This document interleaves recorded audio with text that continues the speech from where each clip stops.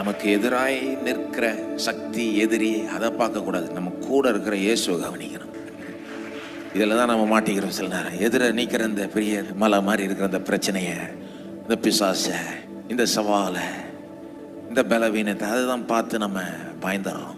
அதை பார்க்குறது தப்பு. அதை அதை பெருசாக கவனிக்கக்கூடாது. கூட இயேசு நிற்கிறார். இயேசு எவ்வளோ பெரியவர், அவர் எவ்வளோ நல்லவர், அவர் எவ்வளோ இரக்கமுள்ளவர், எவ்வளோ வல்லவர், அதை யோசிக்கணும். என்னென்னமோ கற்பனை செய்கிறதுக்கு இதை கற்பனை செய்யலாம்ல.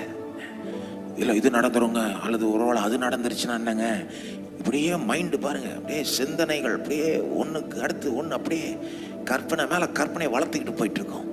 அதெல்லாம் கற்பனை செய்யறதுக்கு வேலை இயேசு நம்மளை எப்படி காக்கிறார், அப்படி கரத்துக்குள் எப்படி நம்மளை மூடி மறைக்கிறார், செட்டையின் கீழ் மூடி மறைச்சுக்கிறார்.